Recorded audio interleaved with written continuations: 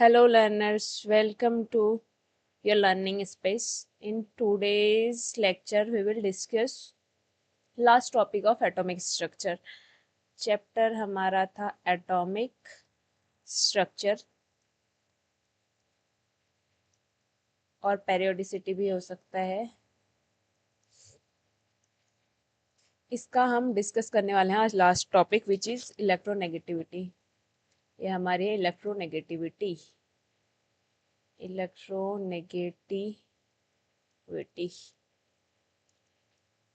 क्या होती है इलेक्ट्रोनेगेटिविटी? बेसिकली क्या है कि अगर मेरे पास एक मॉलिक्यूल है जो दो एटम से मिलकर बना है, ए और बी। अब मुझे पता है कि अगर ये मॉलिक्यूल का फॉर्मेशन हुआ है तो यहाँ पर दोनों की तरफ से इलेक्ट्रॉन की शेयरिंग हुई होगी, ठीक है। अब होता क्या है कि अगर यहाँ पर एक एटम की इलेक्ट्रोनेगेटिविटी ज़्यादा होती है तो इसकी टेंडेंसी रहती है ये जो शेयर्ड इलेक्ट्रॉन पेयर है इस कंप्लीट पेयर को अपनी तरफ पुल करने की। ये जो दोनों इलेक्ट्रॉन है उसको अपनी तरफ अट्रैक्ट कर देता है और रिजल्टेंट हमारे पास मिलता क्या है, जो ए है उसके पास एक इलेक्ट्रॉन एक्स्ट्रा हो जाएगा और जो बी है उसके पास एक इलेक्ट्रॉन कम हो जाएगा। तो इस केस में ये जो इलेक्ट्रॉन को अपनी तरफ अट्रैक्ट करने की एक ही टेंडेंसी थी उसी को एक ही इलेक्ट्रोनेगेटिविटी कहते हैं, ठीक है। तो इलेक्ट्रोनेगेटिविटी क्या है? एक एटम के एक एटम की जो shared electron pair of electron है, शेयर्ड इलेक्ट्रॉन पेयर हैं किसके? एक मॉलिक्यूल के, ऑफ मॉलिक्यूल के शेयर्ड इलेक्ट्रॉन पेयर है उसको अपनी तरफ अट्रैक्ट करने की या अपनी तरफ पुल करने की, उन इलेक्ट्रॉन्स को अपने और लाने की जो टेंडेंसी होती है, टेंडेंसी, इस टेंडेंसी को ही इलेक्ट्रोनेगेटिविटी कहते हैं। इस टेंडेंसी को ही उस एटम की इलेक्ट्रोनेगेटिविटी कहेंगे। समझ गए? तो इलेक्ट्रोनेगेटिविटी क्या होती है? इलेक्ट्रोनेगेटिविटी होती है किसी एटम्स द्वारा उस मॉलिक्यूल्स के जो शेयर्ड इलेक्ट्रॉन पेयर है उनको अपनी तरफ अट्रैक्ट करने की जो टेंडेंसी होती है उसी को इलेक्ट्रोनेगेटिविटी कहते हैं, ठीक है। ये दोनों इलेक्ट्रॉन को अगर यहाँ पर एक ही इलेक्ट्रोनेगेटिविटी ज़्यादा है तो दोनों इलेक्ट्रॉन पेयर को पूरा अपनी तरफ खींच देगा, कौन? ए, ठीक है। तो इस केस में जो इलेक्ट्रोनेगेटिविटी है वो ए की ज़्यादा है बी के कंपैरिजन में, इसलिए ए बी से भी इलेक्ट्रॉन अपनी तरफ खींच ले रहा है, शेयर्ड इलेक्ट्रॉन पेयर को अपनी साइड कर दे रहा है, ठीक है। तो इसी को कहते हैं इलेक्ट्रोनेगेटिविटी। किसको कहते हैं? एक एटम की जो shared electron pair of A molecule होते हैं उनको अपनी तरफ खींचने की, अपनी तरफ अट्रैक्ट करने की जो टेंडेंसी होती है उसको इलेक्ट्रोनेगेटिविटी कहते हैं। अब ये जो इलेक्ट्रोनेगेटिविटी है इसका हम वेरिएशन देखेंगे अलोंग पीरियड और ग्रुप।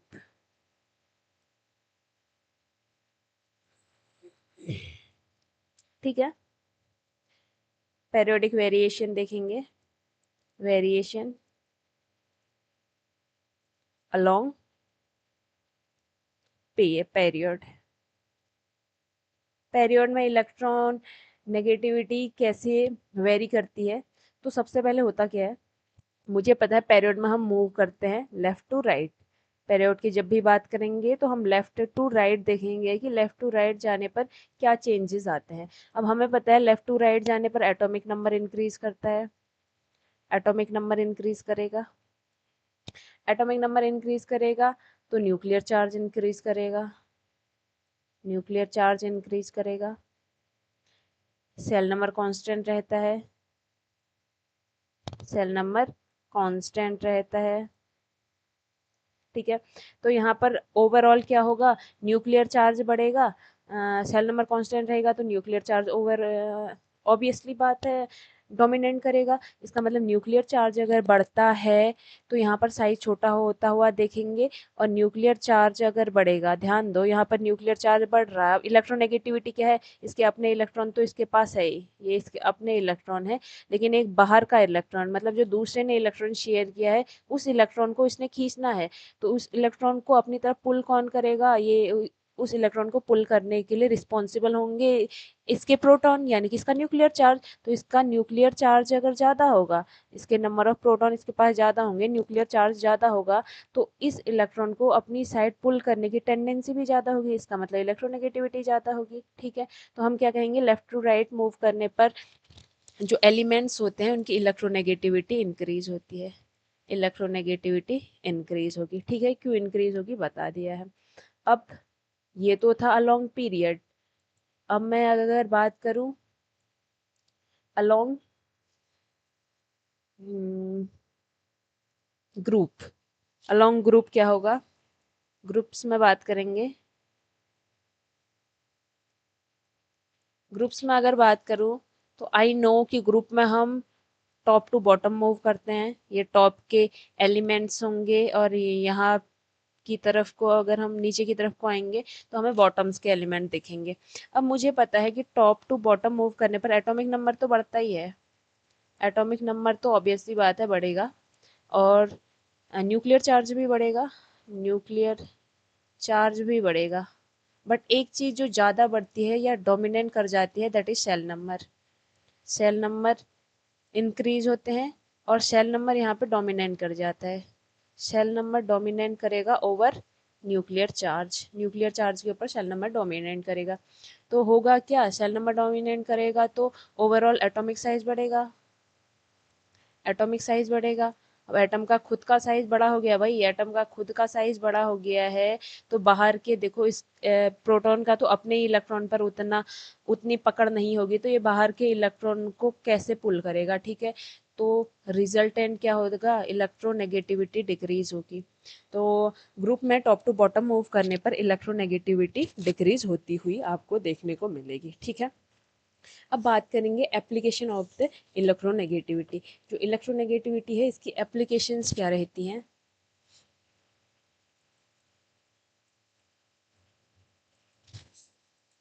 यानी कि ये हमें कहाँ पर हम इसका यूज कर सकते हैं,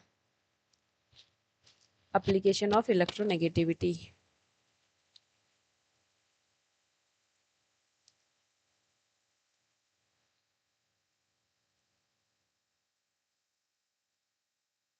एप्लीकेशन ऑफ इलेक्ट्रोनेगेटिविटी, इलेक्ट्रोनेगेटिविटी की एप्लीकेशन क्या रहेगी, जब, ध्यान से सुनना, फर्स्ट बात कर लेते हैं, फर्स्ट देख लेते हैं। फर्स्ट इसकी एप्लीकेशन है type of bond, types of bond. कहने का मतलब है इलेक्ट्रोनेगेटिविटी की हेल्प से हम ये बता पाएंगे कि किस टाइप का बॉन्ड यहाँ पर प्रेजेंट है। ठीक है, माना मैंने एक मॉलिक्यूल ले लिया A, ठीक है, अब यहाँ पर मुझे पता है कि ये जो दोनों हैं ये सेम है, तो इसका मतलब इनकी इलेक्ट्रोनेगेटिविटी सेम होगी, इलेक्ट्रोनेगेटिविटी सेम होगी। और इलेक्ट्रोनेगेटिविटी डिफरेंस की बात करूंगी, एक की इलेक्ट्रोनेगेटिविटी में से दूसरे की इलेक्ट्रोनेगेटिविटी माइनस करूंगी तो वैल्यू आएगी 0। ठीक है, जब इलेक्ट्रोनेगेटिविटी डिफरेंस की वैल्यू 0 आती है तो यहाँ पे जो बॉन्ड होता है that is covalent bond, covalent bond, और वो भी कैसा कोवेलेंट बॉन्ड, ये होता है हमारा प्योर कोवेलेंट बॉन्ड। ठीक है, तो यहाँ पर जब भी इलेक्ट्रोनेगेटिविटी डिफरेंस 0 होगा तो आपको जो बॉन्ड देखने को मिलेगा, जब भी इलेक्ट्रोनेगेटिविटी डिफरेंस 0 होगा तो ये जो आपको बॉन्ड देखने को मिलेगा ये हमारा होगा हमेशा कोवेलेंट बॉन्ड। ठीक है, अब क्या हुआ कि ये जो इलेक्ट्रॉन मॉलिक्यूल है वो ए ना होकर ए बी है, और इस केस में माना अगर जो इलेक्ट्रोनेगेटिविटी डिफरेंस है वो स्टिल 0 है, तो तब भी प्योर कोवेलेंट बॉन्ड ही होगा, प्योर कोवेलेंट बॉन्ड ही होगा, कोवेलेंट बॉन्ड ही होगा। लेकिन अगर ये जो डिफरेंस है वो 0 ना होकर, ये जो डिफरेंस है वो बढ़कर 2.5 से ज़्यादा हो जाता है, 2.5 या 2.5 से ज़्यादा हो जाता है, तो इस केस में जो आपको बॉन्ड देखने को मिलेगा, तब ये जो बॉन्ड होगा, अगर यहाँ पर इलेक्ट्रोनेगेटिविटी डिफरेंस जो है 2.5 या 2.5 से ज़्यादा होता है तो आपको जो बॉन्ड देखने को मिलेगा that will be ionic bond. तो वो बॉन्ड कैसा होगा, वो बॉन्ड होगा आपका आयनिक बॉन्ड। ठीक है, और अगर आपको देखने को मिलेगा कि इलेक्ट्रोनेगेटिविटी डिफरेंस 0 तो नहीं है लेकिन 2.5 से कम है, तब कोवेलेंट बॉन्ड ही होता है, लेकिन उसमें आयनिक कैरेक्टर प्रेजेंट होते हैं, तो हम उसको पोलर कोवेलेंट बॉन्ड कह सकते हैं। पोलर कोवेलेंट बॉन्ड, या आप कह सकते हैं covalent bond with ionic character, ठीक है। लेकिन इलेक्ट्रोनेगेटिविटी डिफरेंस 0 होगा तो भाई प्योर कोवेलेंट बॉन्ड होगा, क्योंकि दोनों की इलेक्ट्रोनेगेटिविटी सेम होगी और बॉन्ड हमेशा इधर ही रहेंगे। लेकिन एक की इलेक्ट्रोनेगेटिविटी देखो, डिफरेंस 2.5 का कब बनेगा, जब एक की इलेक्ट्रोनेगेटिविटी बहुत ज़्यादा है, दूसरे की बहुत कम है। तो इस केस में जो बॉन्ड के इलेक्ट्रॉन है, बॉन्ड के जो दोनों इलेक्ट्रॉन है, माना एक की इलेक्ट्रोनेगेटिविटी ज़्यादा है, तो डिफरेंस इतना बहुत ज़्यादा है, तो बॉन्ड के दोनों इलेक्ट्रॉनों को ही अपनी तरफ ले लेगा, और यहाँ पर एक के ऊपर माइनस और दूसरे के ऊपर प्लस आ जाएगा। इस केस में जो आपको बॉन्ड यहाँ पर देखने को मिलेगा, that will be ionic bond, ठीक है, क्योंकि वो आयंस वहां पर फॉर्म हो जाते हैं इलेक्ट्रोनेगेटिविटी डिफरेंस की वजह से। तो आयन फॉर्म हो जाएंगे तो बॉन्ड भी हमारा आयनिक बॉन्ड हो जाएगा, ठीक है। ऐसे ही अगर इलेक्ट्रोनेगेटिविटी डिफरेंस इतना ज़्यादा तो नहीं है, फिर भी ठीक ठाक है, फिर भी ठीक ठाक है, मतलब ए बी है, इसमें ए की इलेक्ट्रोनेगेटिविटी बी से ज़्यादा है, बहुत ज़्यादा तो नहीं है, फिर भी ठीक ठाक है, तो इस केस में भी इलेक्ट्रॉन ए अपनी साइड को ही रखेगा, अपनी साइड रखेगा, तो इस पर आप पार्शियल नेगेटिव, यहाँ पर पार्शियल पॉजिटिव देखेंगे, तो आप देखेंगे कि जो बॉन्ड है, बॉन्ड में पोलैरिटी जनरेट होगी है, बॉन्ड में पोलैरिटी जो है जनरेट हो गई है, ठीक है, बॉन्ड में पोलैरिटी जनरेट होती हुई आपको यहाँ पर देखने को मिलेगी। और अब यहाँ का मैं एक एग्जांपल बता देती हूँ, ये तो ठीक ही हो गया। अगर कोवलेंट बॉन्ड की बात करेंगे, तो कोवलेंट बॉन्ड में तो मैं ले लेती हूँ, मैंने ले लिया नाइट्रोजन, एग्जाम्पल ले रहे हैं, मैंने ले लिया कार्बन और कार्बन के बीच के बॉन्ड की बात कर लूँ कार्बन ले लिया और कार्बन के बीच के ले लिया, कार्बन का मुझे पता है 2.5 है, दूसरा कार्बन भी 2.5 ही होगा, तो यहाँ पर जो इलेक्ट्रोनेगेटिविटी डिफरेंस है वो कितना हो जाएगा, इलेक्ट्रोनेगेटिविटी डिफरेंस आपका ये जो ई नहीं है, इलेक्ट्रोनेगेटिविटी डिफरेंस है, ठीक है। तो इलेक्ट्रोनेगेटिविटी डिफरेंस हमारा यहाँ पर हो जाएगा 0, क्योंकि 2.5 माइनस 2.5 करेंगे तो 0 ही हो जाएगी वैल्यू, ठीक है। तो यहाँ पर जो ये बॉन्ड होगा, ये प्योर कोवेलेंट बॉन्ड होगा, pure covalent bond, covalent bond, या हाइड्रोजन हाइड्रोजन भी आप इस जगह पर देख सकते हैं, हाइड्रोजन हाइड्रोजन की बात करेंगे तो वहाँ पे 2.1 इसकी इलेक्ट्रोनेगेटिविटी होगी, तो वहाँ पे भी आप देखेंगे कि प्योर कोवेलेंट बॉन्ड होगा, ठीक है। अब इसकी जगह मैंने अगर ले लिया NaCl, NaCl, तो NaCl में अगर मैं इलेक्ट्रोनेगेटिविटी की बात करूँ तो सोडियम की होती है 0.9 और क्लोरीन की होती है 3.5। अब यहाँ पर भाई इसका डिफरेंस देखो तुम कितना ज़्यादा आएगा, इलेक्ट्रोनेगेटिविटी डिफरेंस 3.5 में से माइनस करूँगी 0.9, तो मुझे कितना देखने को मिलेगा 2.6, तो इट इज़ ग्रेटर देन 2.5, 2.5 से ग्रेटर है, इसका मतलब यहाँ पर जो बॉन्ड होगा, ये जो बॉन्ड होगा, ये बॉन्ड होगा आपका आयनिक बॉन्ड, आयनिक बॉन्ड, ठीक है। तो यहाँ से आप समझ गए होंगे कि किस तरीके से हम आयनिक बॉन्ड और कोवेलेंट बॉन्ड को आइडेंटिफाई कर सकते हैं on the basis of electronegativity, या बाय यूजिंग इलेक्ट्रोनेगेटिविटी, इलेक्ट्रोनेगेटिविटी के यूज से हम फाइंड कर सकते हैं कि बॉन्ड का टाइप क्या चल रहा है, ठीक है। तो हम यही देख रहे थे, एप्लीकेशन ऑफ इलेक्ट्रोनेगेटिविटी, और उसमें टाइप ऑफ बॉन्ड हमने इलेक्ट्रोनेगेटिविटी के बेस पर देख लिया। अब बात करेंगे एक्सप्लेनेशन ऑफ डायगोनल रिलेशनशिप, अभी भी एप्लीकेशन ही चल रही है, सेकंड एप्लीकेशन है explanation of diagonal relationship, explanation of diagonal relationship,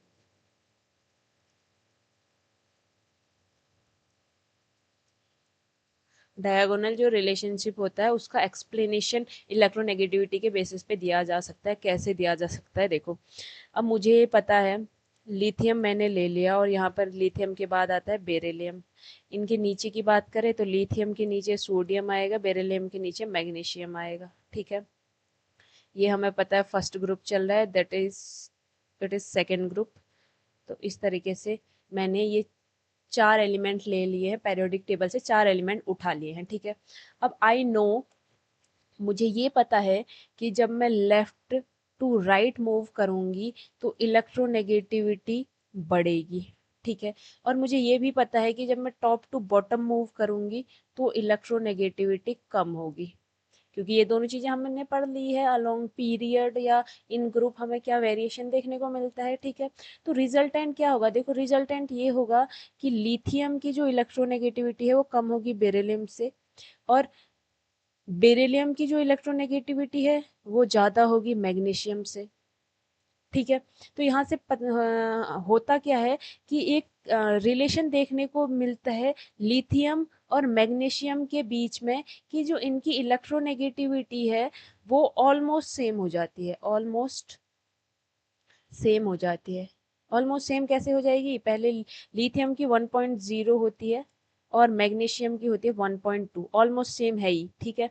होता क्या है, लिथियम से बेरिलियम जाएंगे, इलेक्ट्रोनेगेटिविटी बढ़ेगी, माना बाई चांस, मतलब मैं मान रही हूँ सिर्फ, माना 1 से 2 चलेगी, लेकिन जब ऊपर से नीचे आएंगे फिर इलेक्ट्रोनेगेटिविटी डिक्रीज करेगी, तो 2 से कितना आ जाएगी, फिर 1 के आसपास आ जाएगी। तो इसी को कहते हैं डायगोनल रिलेशनशिप, और डायगोनल रिलेशनशिप को हम इलेक्ट्रोनेगेटिविटी के बेसिस पे देख सकते हैं कि यहाँ पर जो डायगोनल रिलेशन होता है, यहाँ पर डायगोनल रिलेशन किसके बीच में है, यहाँ पर डायगोनल रिलेशन है लिथियम और मैग्नीशियम के बीच में।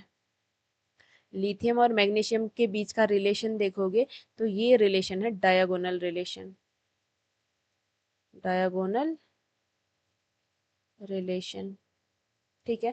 तो ये डायगोनल रिलेशन है, और इस डायगोनल रिलेशन को जो है इलेक्ट्रोनेगेटिविटी एक्सप्लेन करती है। इलेक्ट्रोनेगेट ये कहता है कि यहाँ पे जो डायगोनल रिलेशन है इनकी इलेक्ट्रोनेगेटिविटी ऑलमोस्ट सेम होगी, यहाँ पर इनकी जो इलेक्ट्रोनेगेटिविटी होगी वो क्या होगी, ऑलमोस्ट सेम होगी। क्यों होती है ऑलमोस्ट सेम, ऑलमोस्ट सेम इसलिए होती है क्योंकि लेफ्ट टू राइट इंक्रीज करेगी तो टॉप टू बॉटम डिक्रीज करेगी, रिजल्टेंट इन दोनों की आपस में इक्वल, ऑलमोस्ट इक्वल हो सकती है, ठीक है। तो ये तो है explanation of diagonal relationship. another application of electronegativity. Now next application of electronegativity discuss करेंगे, that is explanation of bond angle, explanation of bond angle। Bond angle का जो एक्सप्लेनेशन है वो हम इलेक्ट्रोनेगेटिविटी के बेसिस पे कैसे दे सकते हैं, ध्यान से देखना।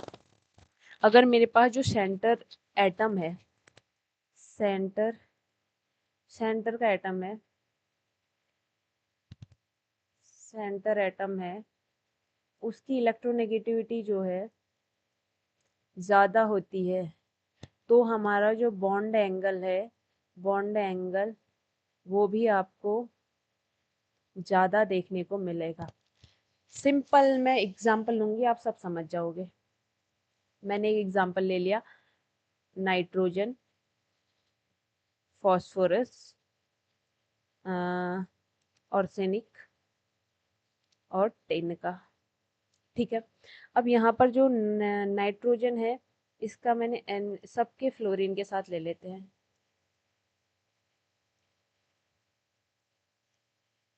तो होगा क्या, यहाँ पर जो इलेक्ट्रोनेगेटिविटी है, देखो नाइट्रोजन,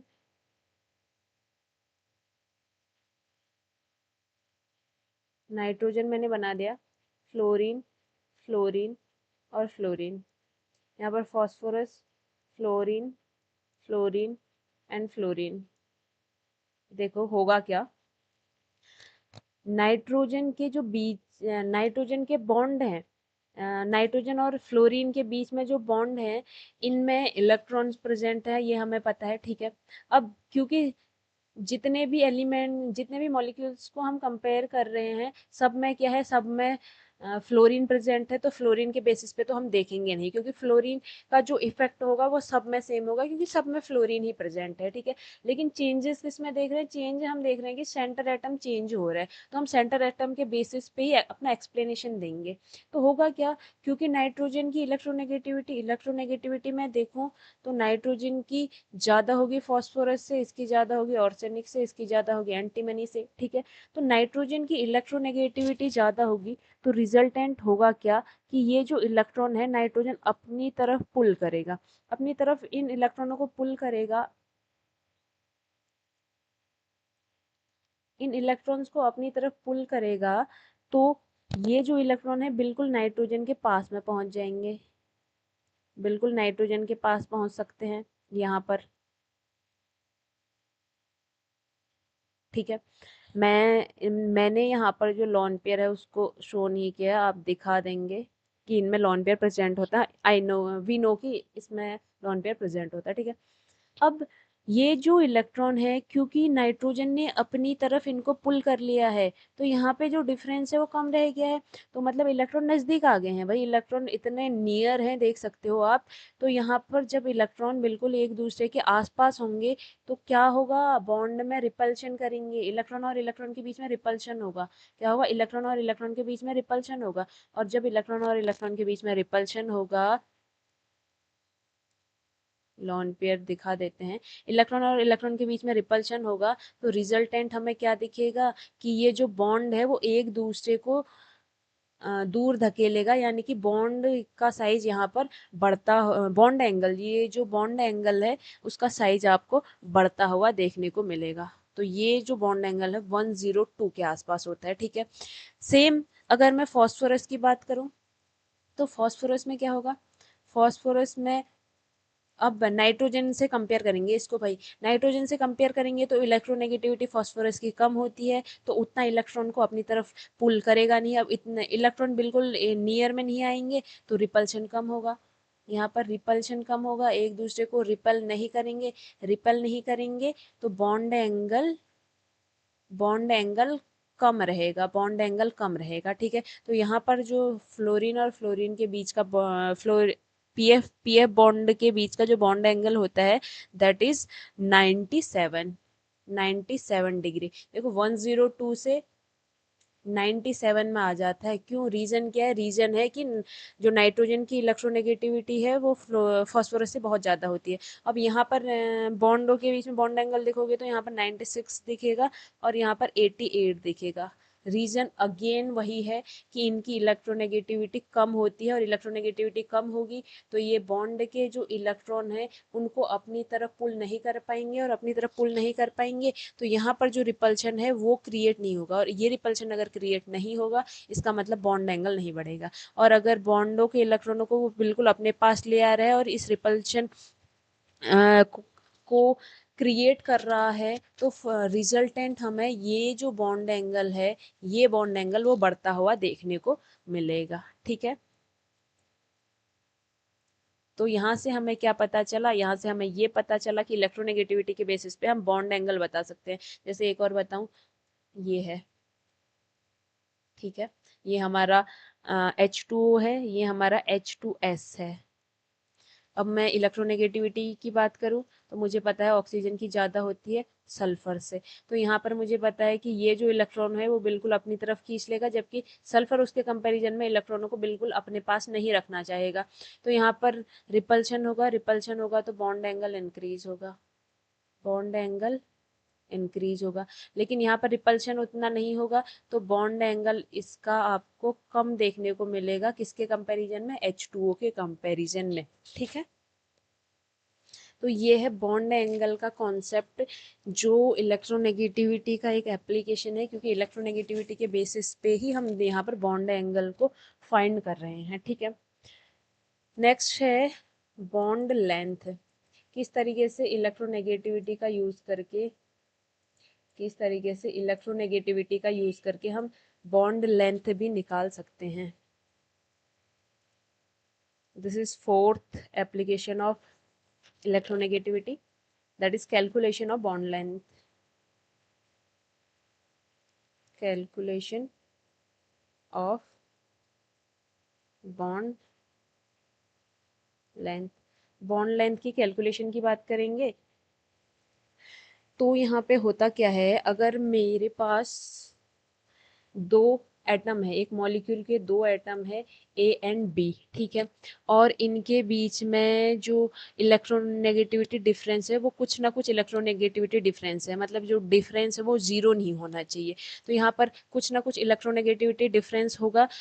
तो यहाँ पर अगर देखो हल्का भी इलेक्ट्रोनेगेटिविटी डिफरेंस आपको यहाँ पर देखने को मिलेगा तो इसमें आयनिक कैरेक्टर होगा। फिर इसमें थोड़ा भी अगर इलेक्ट्रोनेगेटिविटी डिफरेंस देखने को मिलेगा तो आयनिक कैरेक्टर होगा, चाहे कम ही हो, ठीक है, आयनिक कैरेक्टर होगा। अब यहाँ पर जो आयनिक कैरेक्टर होता है उसको किस बेसिस पे निकालेंगे, इलेक्ट्रोनेगेटिविटी के बेसिस पे, ठीक है। तो ये जो आयनिक कैरेक्टर है इसको इलेक्ट्रोनेगेटिविटी के बेसिस पे निकालेंगे।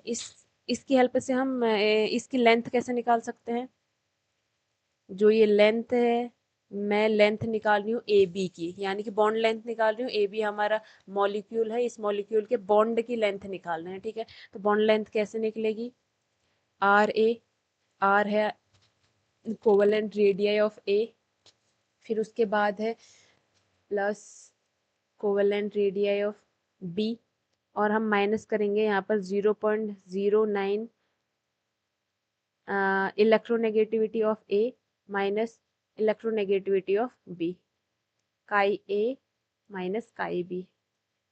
ये है, इस फॉर्मूले से हम बॉन्ड लेंथ निकाल सकते हैं किसी भी मॉलिक्यूल के लिए, ठीक है। ये कैसे पॉसिबल हुआ, इसके लिए यहाँ पर ज़रूरी है कि यहाँ पर जो हमारा बॉन्ड है उसमें कुछ ना कुछ आयनिक कैरेक्टर प्रेजेंट होना चाहिए, और उसमें कुछ ना कुछ आयनिक कैरेक्टर प्रेजेंट होगा। तो ये आयनिक कैरेक्टर किस वजह से प्रेजेंट हो रहा है, इलेक्ट्रोनेगेटिविटी के डिफरेंस से ही तो देखने को मिल रहा है। इसका मतलब इलेक्ट्रोनेगेटिविटी के डिफरेंस के ही हेल्प से हम इसका बॉन्ड लेंथ निकाल सकते हैं। तो बॉन्ड लेंथ आप देख रहे होंगे कि इलेक्ट्रोनेगेटिविटी के डिफरेंस की हेल्प से हम निकाल पा रहे हैं। तो यहाँ पे ये जो टर्म है this is bond length of molecule, ठीक है। बॉन्ड लेंथ या एक्चुअल जो डिस्टेंस होती है ए और बी के बीच की, bond length of molecule. And R A जो है आपका वो है covalent radii of A, covalent radii of A. इसको आपको निकालना है, तो कोवेलेंट रेडियाई को निकालने के लिए वी नो कि अगर आपका A2 कोई मॉलिक्यूल है तो उसकी जो डिस्टेंस होगी उसका हाफ कर दोगे तो आर ए निकल जाएगा, रेडियाई निकल जाएगी। ये सेम ऐसे ही कोवेलेंट रेडियाई ऑफ बी है, कोवेलेंट रेडियाई ऑफ बी, इसको भी सेम तरीके से निकाल सकते हैं। आपका B2 अगर मॉलिक्यूल है तो उसका हाफ करके आर भी निकल जाएगा। यहाँ पर जो एक्स ए है, सॉरी काई ए है, this is covalent, this is electronegativity of A, electronegativity of A, and chi B is electronegativity of B, ठीक है। समझ आ गया होगा कि कैसे इलेक्ट्रोनेगेटिविटी की हेल्प से हम जो बॉन्ड लेंथ है किसी मॉलिक्यूल के लिए बॉन्ड लेंथ भी फाइंड कर सकते हैं। तो ये थी अनदर एप्लीकेशन ऑफ इलेक्ट्रोनेगेटिविटी, ठीक है। नाउ अब आगे डिस्कस करेंगे पाउलिंग स्केल ऑफ इलेक्ट्रोनेगेटिविटी।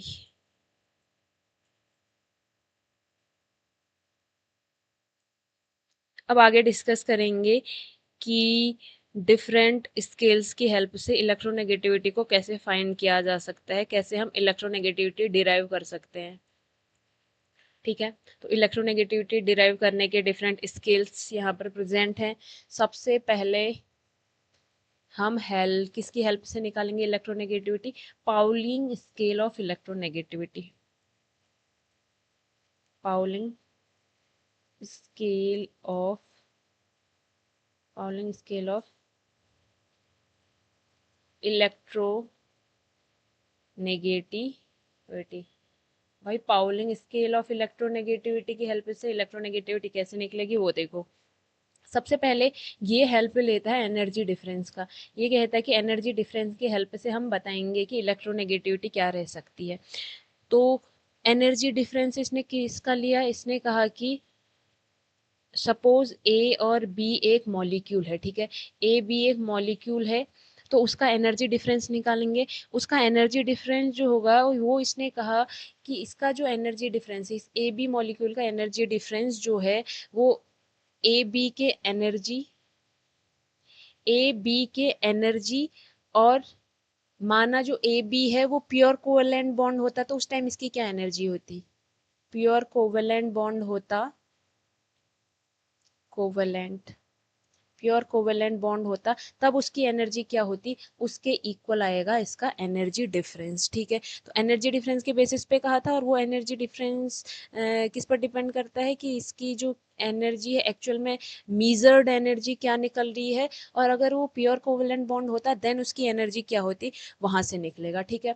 अब हमें ये पता है कि अगर हम इसके प्योर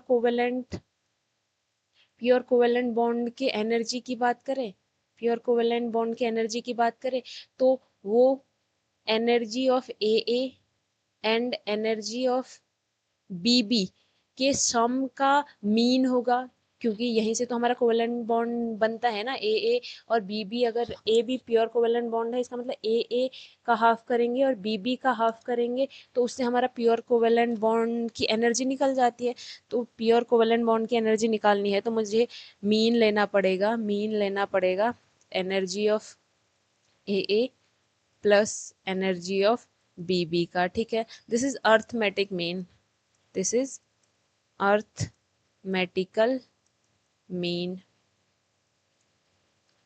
इसको मैं इक्वेशन 1 मान लेती हूँ। और मैं अर्थमेटिकल मीन की जगह ज्योमेट्रिकल मीन लूँ तो उसके केस में हम क्या करते हैं, हाफ को इसके पावर में डाल देते हैं। तो यहाँ पर क्या हो जाएगा, ई ए बी अगर कोवेलेंट है तो आई नो कि जो ए है और ई बी बी, इसको मल्टीप्लाई करेंगे और यहाँ पर इनके बीच में बॉन्ड है, इनकी पावर हाफ रख देंगे तो it will equal to geometrical mean. तो ये हमारा हो जाएगा geometrical mean, and this is equation second. अब मैं क्या करूँगी, यहाँ पर फर्स्ट इक्वेशन में से सेकेंड इक्वेशन को माइनस करूँगी, क्योंकि एनर्जी डिफरेंस मुझे वहीं से मिलेगा। एनर्जी डिफरेंस अगर मुझे निकालना है, मुझे एनर्जी डिफरेंस निकालना है, तो मैं फर्स्ट जो एनर्जी आई थी हमारी उसमें से सेकेंड वाले को माइनस करूँगी, यानी कि इक्वेशन 1 माइनस इक्वेशन 2 करेंगे, ठीक है। तभी तो एनर्जी का, इन दोनों के बीच में एनर्जी का डिफरेंस निकालना है, तो इसी तरीके से एनर्जी का डिफरेंस निकलेगा। तो एनर्जी का डिफरेंस अगर फर्स्ट की बात करें तो फर्स्ट हमने क्या माना था, हमारा first was E A B covalent. जो भी इसकी वैल्यू होगी वो उसको आप इसकी जगह पुट कर सकते हो, मैं यही लिख रही हूँ। ये इक्वल ये, और माइनस इक्वेशन सेकंड क्या है, E A multiple product E B B and power में है आपका हाफ, ठीक है। तो यहाँ पर ये जो है एनर्जी डिफरेंस की वैल्यू आ रही है। अब हमें पता है हम बात तो किसकी कर रहे हैं, अभी तक हम बात करें प्योर कोवेलेंट की। ये ऊपर चीज़ें हम तभी तो देख रहे थे, मैंने यहाँ पर क्या कहा था, हम बात कर रहे हैं जब चीज़ें प्योर कोवेलेंट होंगी। इधर पर मैंने क्या बात की, ये सारी चीज़ें कब आएंगी, जब हमारा इफ़ जो ए बी है बॉन्ड प्योर कोवेलेंट है, प्योर कोवेलेंट है, ठीक है। अब प्योर कोवेलेंट जब बॉन्ड होता है तो हमें एक चीज़ पता है कि प्योर कोवेलेंट बॉन्ड के लिए जो एनर्जी डिफरेंस होता है ज़ीरो के इक्वल होता है। एनर्जी डिफरेंस ज़ीरो के इक्वल होगा तो यहाँ से इस जगह पर ज़ीरो आ जाएगा, इस वैल्यू को मैं इक्वल के अपोजिट साइड डालूंगी तो ये प्लस की हो जाएगी, तो यहाँ से मुझे मिलेगा covalent equal E B B और इसकी पावर हाफ, ठीक है, ये प्लस की हो जाएगी आपकी बारी। अब ये कब है, this is the case when the energy difference will be zero. और एनर्जी डिफरेंस कब जीरो होगा, जब हमारा प्योर कोवेलेंट बॉन्ड होगा, तो दोनों की एनर्जी ऑलमोस्ट सेम होगी, ठीक है। अब माना ये प्योर कोवेलेंट नहीं है, माना प्योर कोवेलेंट नहीं है, तो if A and B is not pure covalent,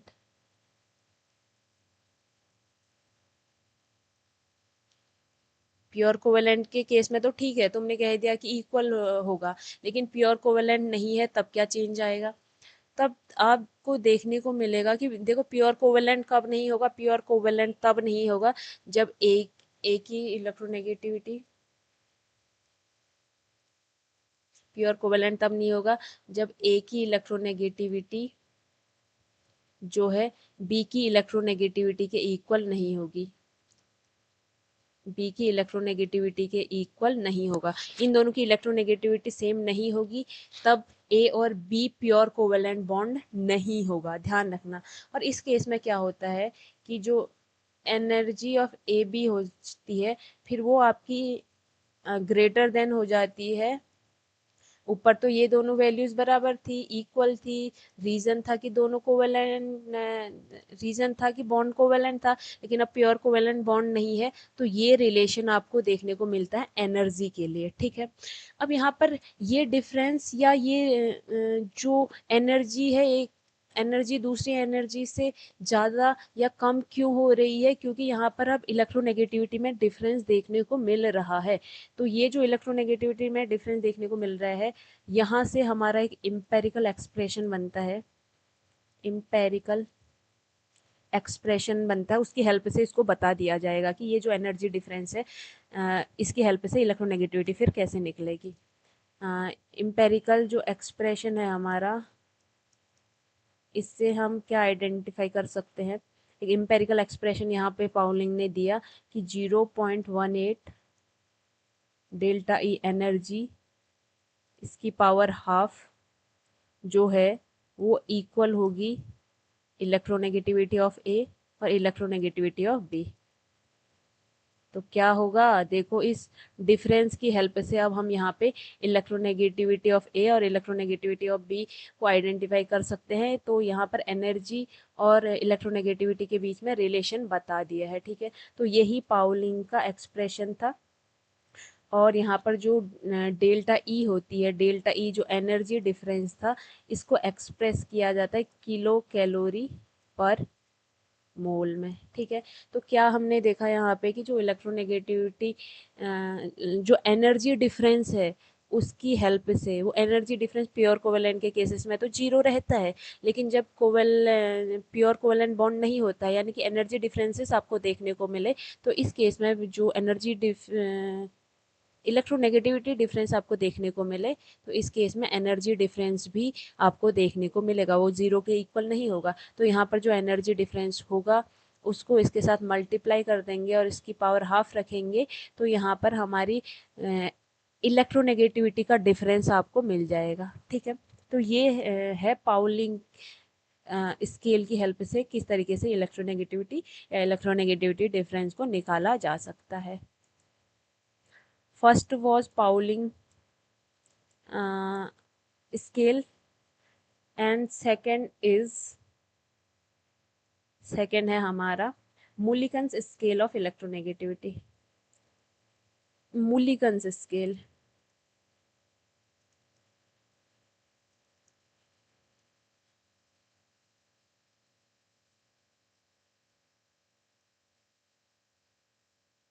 Mulliken scale of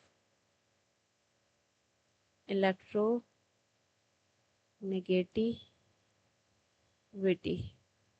ठीक है। तो मुलिकन स्केल के अकॉर्डिंग इलेक्ट्रोनेगेटिविटी कैसे निकालेंगे, मुलिकन स्केल के अकॉर्डिंग जो इलेक्ट्रोनेगेटिविटी होती है, सिंपल है, it will equal to ionization energy plus electron affinity by 2। ये है हमारा मुलिकन स्केल के अकॉर्डिंग कैसे आप इलेक्ट्रोनेगेटिविटी फाइंड कर सकते हैं। यहाँ पे मैं बता देती हूँ, दिस इज इलेक्ट्रोनेगेटिविटी,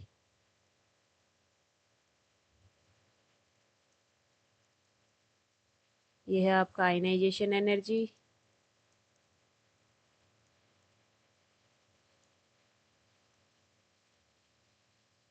ये है इलेक्ट्रॉन एफिनिटी,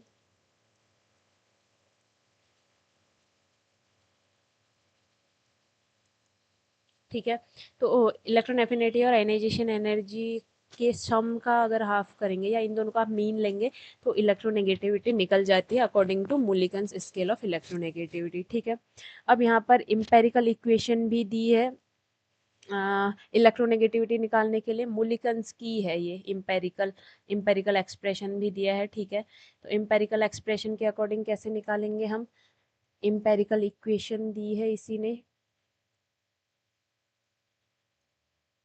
इम्पेरिकल इक्वेशन के अकॉर्डिंग जो इलेक्ट्रोनेगेटिविटी है it will equal to 0.374 ionization energy plus activation energy, activation एंथल sorry ionization energy plus electron affinity upon 2, और फिर यहाँ से आपको 0.17 भी इसमें ऐड करना है, ठीक है।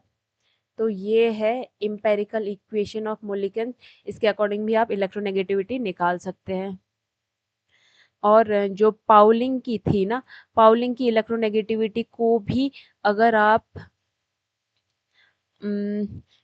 इलेक्ट्रॉन वोल्ट में निकालना चाहो तो आप कैसे निकालोगे, पाउलिंग की इलेक्ट्रोनेगेटिविटी, पाउलिंग स्केल की इलेक्ट्रोनेगेटिविटी, पाउलिंग स्केल की जो इलेक्ट्रोनेगेटिविटी है उसको हम इलेक्ट्रॉन वोल्ट में कैसे निकालेंगे,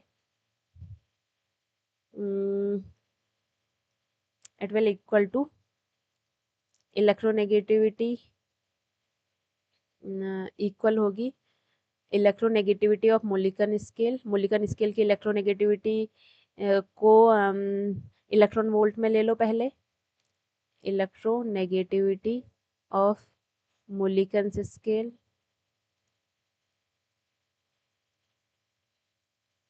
इसको आपने इलेक्ट्रॉन वोल्ट में लेना है, और इसको जब डिवाइड कर देंगे 2 से तो आपकी जो पाउलिंग स्केल की इलेक्ट्रोनेगेटिविटी है वो इलेक्ट्रॉन वोल्ट में निकल जाएगी, ठीक है। नेक्स्ट थर्ड और लास्ट इलेक्ट्रोनेगेटिविटी को निकालने का जो मेथड है it is Alfred Rochow electronegativity, third है एल्फ्रेड रोचो इलेक्ट्रोनेगेटिविटी।